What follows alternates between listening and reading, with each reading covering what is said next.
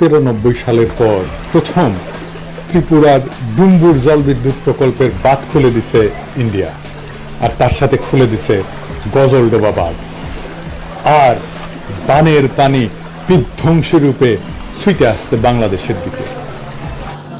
তো বন্ধুরা, এবার বাংলাদেশের বন্যার পানি নিয়ে কথা বললেন পিনাকি স্যার। তো বন্ধুরা, বুঝতেই পারছেন আজকের ভিডিওটা কতটা গুরুত্বপূর্ণ একটি ভিডিও। তো বন্ধুরা, চলুন ভিডিওতে আর বেশি কথা না বলে সরাসরি আজকে আমরা এই বন্যা নিয়ে কি বললেন পিনাকি স্যার সেই ভিডিওটি আমরা দেখব। ডুবে গেছে জেলার পর জেলা, কিন্তু কেন? কারণ বাংলাদেশকে বন্যায় ডুবাই দিয়া ভারত প্রফেসর ইউনূসের সরকারকে বিপদে ফেলতে চাইতেছে। একই সাথে বাংলাদেশের ছাত্র জনতা দিল্লিদাসী হাসিনাকে জয় বাংলা করে দিছে, তার মানে ইন্ডিয়ারে আউট করে দিছে। এইটা সফল করায় ভারত তার প্রতিহিংসা চরিতার্থ করতেছে। দেখেন, পিনাকি স্যারের কথা হিসাবে কিন্তু ভারত বাংলাদেশকে প্রতিহিংসা করে এসব পানি দিচ্ছে বাংলাদেশে। ভারত আর হাসিনা আমাদের যে কোনো বৈধ লড়াইকে জঙ্গি জামাত ট্যাগ দিয়া ডিলেজিটিমাইজ করত। এখন কোনো কিছু করতে না পেয়ে পাগল হয়ে গেছে। হাসিনার পতনের সাথে ইন্ডিয়া আউটের সাথে কেমনে এই বাঁধ খুলে দেওয়া জড়িত, আসেন সেটা আমরা দেখি। পিনাকি স্যারের কথা অনুযায়ী তিনি বলতেছে হাসিনা পদত্যাগ করেছে, সে বাংলাদেশের জন্য কোনো কিছু করতে পারতেছে না, এই জন্য বাংলাদেশে পানি দিচ্ছে। বিরোধী দলের আন্দোলনকে যদি জঙ্গি আন্দোলন হিসেবে দেখানো যায়, তাইলে এর বিরুদ্ধে পশ্চিমা দেশগুলোকে উস্কে দেওয়া যায়, এবং এটাই করে আসছে আওয়ামী লীগ দিনের পর দিন, যুগের পর যুগ ধরে। ভারতের কপাল খারাপ, সেই সুযোগ পাওয়ার আগেই খুনি হাসিনা প্রাণ নিয়ে পলাই গেছে ইন্ডিয়া। জঙ্গি বয়ান ফেল করলেও ইন্ডিয়া কিন্তু একই বয়ান এখনো চালায় যাইতেছে, কারণ সে জানে কোনো উপায়ে পশ্চিমা বিশ্বকে যদি বোঝানো যায় যে জঙ্গিরা বাংলাদেশের ক্ষমতার কেন্দ্রে এসে পড়ছে, তাইলে সে বাংলাদেশে হস্তক্ষেপ করলে পশ্চিম সম্ভবত সেটা মেনে নেবে। যেমন তারা 7ই জানুয়ারির দামি নির্বাচনকেও প্রকৃতপক্ষে মেনে নিছিল। প্রফেসর ইউনূস দেশের ক্ষমতা গ্রহণ করায় ভারত এবং তার গোয়েন্দা সংস্থারও একটা বড় মুশকিল পড়ে গেছে। দেখেন, পিনাকি স্যার বলতেছে ডক্টর ইউনূস বাংলাদেশের প্রধানমন্ত্রী হওয়াতে ইন্ডিয়া নরেন্দ্র মোদীর এটা অসহ্য হয়ে গেছে। সে মেনে নিতে পারছে না কেন ডক্টর ইউনূস বাংলাদেশের প্রধানমন্ত্রী হলেন। তারা তাকে জঙ্গি বলে দুনিয়াতে প্রকাশনা করতে পারতেছে না।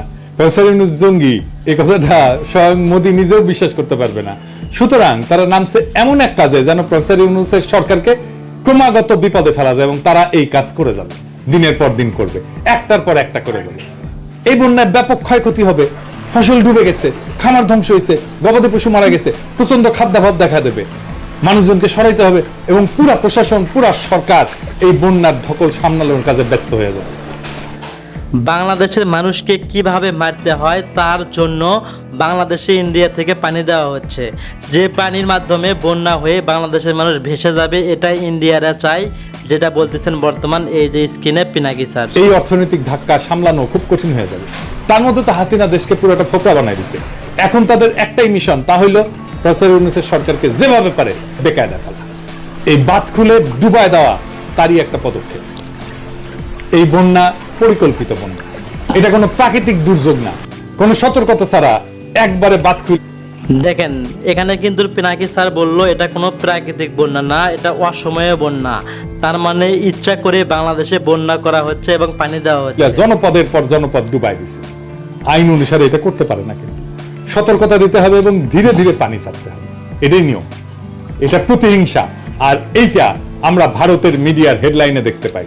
দেখেন কি লিখছে, কি নির্মম রসিকতা। অবশ্য আমাদের পোলাপানেরা ওই রসিকতার পরে ওই ওয়েবসাইটে জয় বাংলা করে দিয়েছে হ্যাক কইরা। তো যাই হোক, আমরা কি ভারতের এই প্রতিহিংসার মুখে বসে থাকবো? না, এইটার দাঁত ভাঙা জবাব দিতে হবে। এই দাঁত ভাঙা জবাব হিসেবে আমরা টোটাল ইন্ডিয়া বয়কটের ডাক দিচ্ছি। আমরা এর আগে ইন্ডিয়ান প্রোডাক্ট বয়কট করছিলাম, কিছু সিলেক্টেড প্রোডাক্ট বয়কট করছিলাম, এইবার আমরা টোটাল ইন্ডিয়া বয়কটের ডাক। তো বন্ধুরা দেখেন, পিনাকি স্যার বলতেছে এর আগে আমরা ইন্ডিয়ার যে সকল প্রোডাক্ট বাংলাদেশে ছিল সেগুলো আমরা ফেলে দিয়েছি এবং ছিঁড়ে ফেলে পুরো ফেলেছি, মানে বয়কট করে ফেলেছি। এবার আমরা পুরো ইন্ডিয়াকে বয়কট করে দেব, এমন কিছু বলতেছে পিনাকি স্যার। শুধুমাত্র ইন্ডিয়া পণ্য না, সেই সাথে ইন্ডিয়া থেকে সকল প্রকার শিল্পের কাঁচামাল আনা বন্ধ হবে। ছাত্র জনতা এটা নিশ্চিত করবেন। তৃতীয় দেশ থেকে কাঁচামাল আনলে খরচ যদি কিছুটা বেশিও পড়ে, সেইটা আওয়ামী চাঁদাবাজি বন্ধ হয়, শিল্পের মালিকানা পুরোপুরি পুষায় নিয়েও লাভের খাতায় কিন্তু থাকবে। আমাদের সাপ্লাই চেইন ইন্ডিয়া থেকে সরায় নেওয়ার এটাই মোক্ষম সময়। একই সাথে ভারতের সকল এয়ারলাইন্সকেও বয়কট করা হলো। ইন্ডিয়ান কোন এয়ারলাইন্সে কেউ টিকিট কাটবেন না, কোন বন্দরে ভারতীয় মালামাল খালাস করবেন না, কোন দোকানে ভারতীয় পণ্য পাইলে সেটা এখন ধ্বংস করবেন।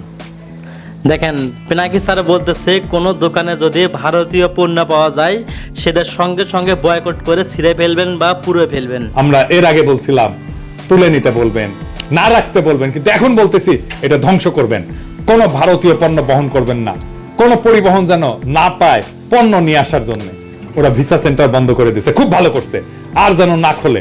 ওরা মৈত্রী ট্রেন নাকি চালাইতে উৎসাহ পাইতেছে না, চালাইস না। আমরা খুব খুশি, না চালাইলে আমরা সবচেয়ে খুশি হব। সরকারকে আহ্বান জানাচ্ছি ভারতের সাথে সকল চুক্তি উন্মুক্ত করেন, যা যা এক্ষুনি বাতিলযোগ্য সেইগুলো বাতিল করেন। দেখেন পিনাকি স্যার ডক্টর ইউনূসকে বলতেছে ভারতের সাথে বাংলাদেশের যেগুলো সংযুক্ত ছিল প্রত্যেকটা সংযুক্ত যেন বিচ্ছিন্ন করা হয়। পোর্ট দিয়ে দিচ্ছেন, ট্রানজিট দিচ্ছেন, সব বাতিল করেন। টোটাল ইন্ডিয়া আউট বাস্তবায়ন করে আমরা ইন্ডিয়াকে উচিত জবাব দেব, যা তারা বহু যুগ মনে রাখবে। আর কি করব? আমরা ইন্ডিয়া ভারতের সাথে আর শুকনা কি মৌসুমে করব? কখনোই চুক্তি মোতাবেক আমাদের পানি দেয় না, অথচ বর্ষার সময় আমাদের পানিতে ডুবায়। ভারতের এই জঘন্য খেলা বন্ধ করার এটাই সময়। ভারতের কাছে পানি পাওয়া, যেটা আন্তর্জাতিক আইনে আমাদের প্রাপ্য, তার আশা করা বাতুলতা। আমাদের সামনে একটাই টেকসই দীর্ঘমেয়াদী সমাধান আছে। কি সেটা? সেই সমাধান হইতেছে তিস্তা প্রকল্পের মতো সকল নদীতে ওয়াটার ম্যানেজমেন্ট প্রকল্প বাস্তবায়ন করা। আমরা সরকারের কাছে দাবি জানাই তিস্তা প্রকল্প সংক্রান্ত চীনের প্রস্তাব অবিলম্বে গ্রহণ করেন। ছাত্র জনতাকে আহ্বান জানাবো সরকারকে এই বিষয়ে ব্যাপক চাপ দিতে, যেন এই প্রকল্প চীনকে অবিলম্বে দিয়ে দেওয়া হয়।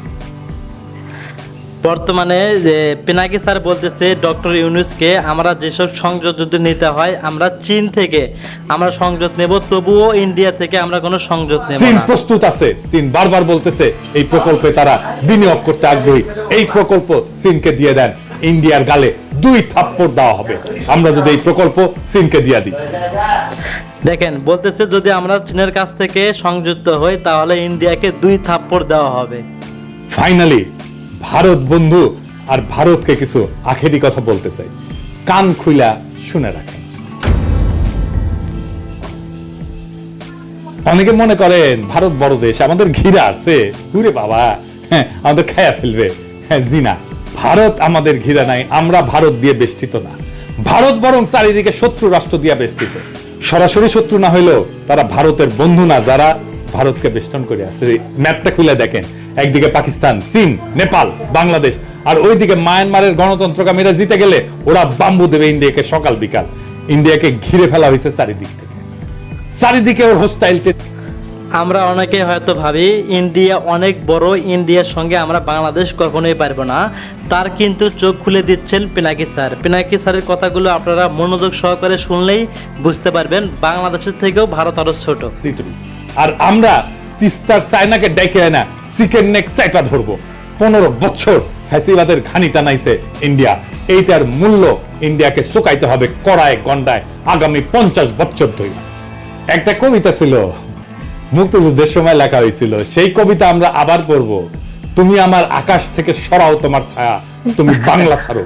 তুমি আমার বাতাস থেকে মোছো তোমার ধুলা, তুমি বাংলা ছাড়ো। তুমি আমার জলস্থলের মাদুর থেকে নামো, তুমি বাংলা ছাড়ো। শত্রু দেশের সাথে কোনো ডিলিংস না, ইন্ডিয়ার সাথে কোনো ডিলিংস না। যারা শত্রু দেশের সাথে হাত মিলাবে তাদের ক্ষমা নাই। তো বন্ধুরা এতক্ষণ আপনারা পিনাকি স্যারের বক্তব্য শুনে আপনাদের কি মন্তব্য, আর এই বাংলাদেশের অনিয়মভাবে বন্যা হওয়াতে আপনাদের কি বক্তব্য অবশ্যই কমেন্ট সেকশনে কমেন্ট করতে ভুলবেন না। আর হ্যাঁ, এমন নিত্য নতুন আপডেট খবর সবার আগে পেতে এখনই আমাদের পিচ্চি সাকিব ইউটিউব চ্যানেলটি সাবস্ক্রাইব করুন।